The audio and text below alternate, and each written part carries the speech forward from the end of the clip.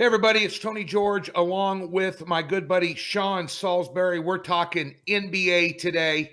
A big game in the out there in the West. And of course, Sean, um, the Suns coming off a big emotional win last night. They got Utah at home and they're headed on the road out here to play the Clippers.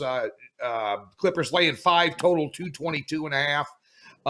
Tough little road spot for the Suns here, Sean.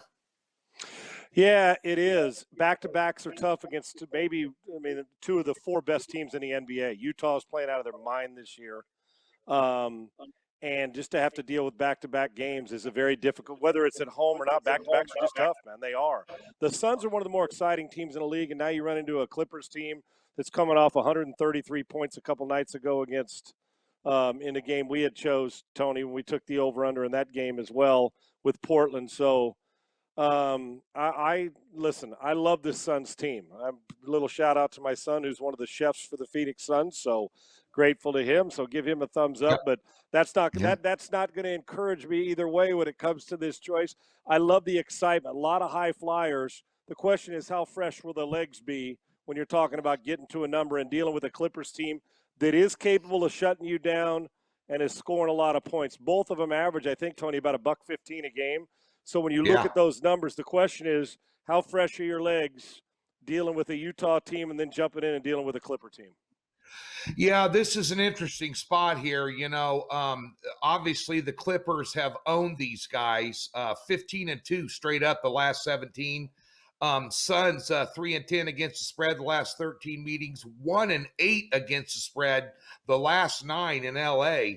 And interesting here, as you alluded to the game last night, 0-4 against the spread after an against the spread win the previous game here. Now, that being said, this isn't the same Phoenix Suns team as of old.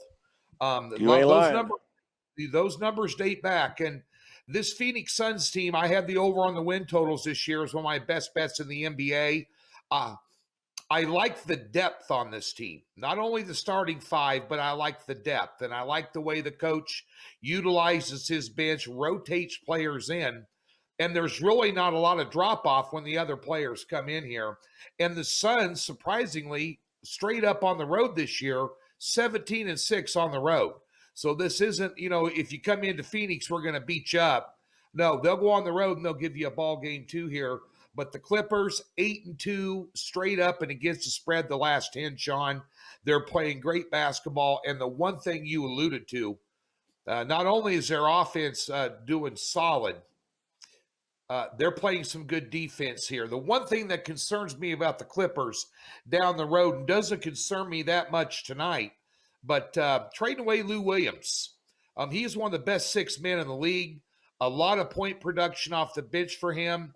If you had Leonard or one of the stars out and they moved him up into a starting role, he'll give you 20 and 12 a night, and I think that's going to turn around and bite him in the ass down the road here in the postseason, losing some depth, Sean. But I don't know if that's going to come in tonight.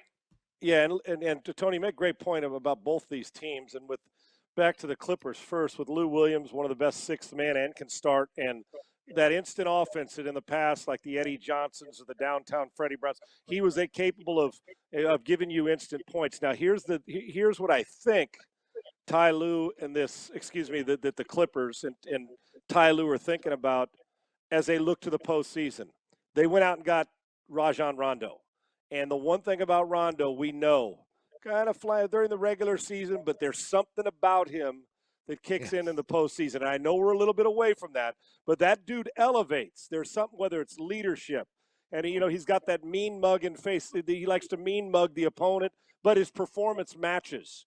He's really, really good in the postseason, and he seems to get people involved and is capable and has always been, it seems to be, in the postseason. I think the Clippers have that in mind. We've seen him do it in Boston. We've seen him do it in Los Angeles. And now he's back, obviously, not with the Lakers, but with the Clippers. So interesting. But you're right. You lose some scoring punch with Lou Williams. And on the Suns side, you mentioned it. And, Tony, I feel this. I love veteran point guards, Chris Paul.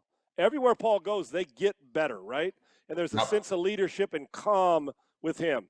You've got Booker, who Tony, I know that the NBA holds him in high regard. I think the guy's underrated. This is if he was playing in a bigger in a big basketball town, the Suns are playing well, and I actually had them along with you. I had them as like a 5 or 6 seed this year. I thought that they were going to elevate their play. Booker is a star in this league, and if he was playing for the Lakers or was playing for in one of those situations, I promise you it'd be different. I do, and I mean as far as stuff, but they're starting to recognize he's an all-star, that type of player. I like both of them. They can score. This is a dangerous game because you can be up 10 and they can hit 3 or 4 shots late if you got a 10, 12-point lead. I do like the offensive side of the ball for both these teams, though. Yeah, the total's 222 here. You might see that go over the total, but I'm going to go ahead out on a limb here, and it's not going to be much of a limb for me. I like the Clippers in this game. I like them catching. Not only are you catching Phoenix on a back-to-back, you're catching Phoenix in a triple-headed monster here, meaning you're playing in a back-to-back, you're going on the road, and you also are off an overtime game. Which is, I like. Against the best against the team that you had to ramp up your emotion. We saw a little bit of that in the national title game. What took a little bit out of Gonzaga and took them a while to get back into the flow, and before you knew it, they'd been punched in the face 15 times by Baylor. So this is, if they overcome this and pull this off, the Suns are they're at another different level. But I'm with you, Tony. I think this is a quadruple whammy considering who they had to beat in overtime, right? Yeah, exactly. I think it's just a bad spot for Phoenix, and I think these trends continue with the LA Clippers not dominating them, but continuing to dominate the straight up and against the spread numbers. And bear in mind also the Clippers get up for big games. They're 15-7 against the spread against teams with a winning record. And they also know that Utah's playing well. Obviously, Denver's playing well. Phoenix is playing well. I mean, and then Phoenix is playing extremely well. This is a game for positioning, for playoff seeding. There's a lot on the line here. They're tough at home, and I like the Clippers here along with Sean as well. You might see some offensive fireworks here. Also, you might want to, if you don't like laying the 5, Sean, I think you're going to have some tired legs out of the gate. And about a half to get your feet underneath of you, as you alluded to as a great analogy, the Gonzaga-Baylor game.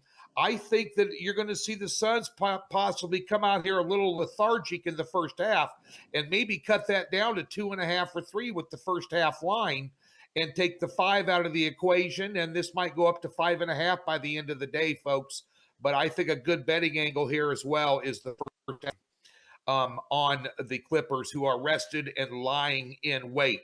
He's Sean Salisbury. You can catch him each and every day over at iHeartRadio with his Sean Salisbury Show, broadcast out of Houston, Texas on 790, one of the best sports talk shows in the country.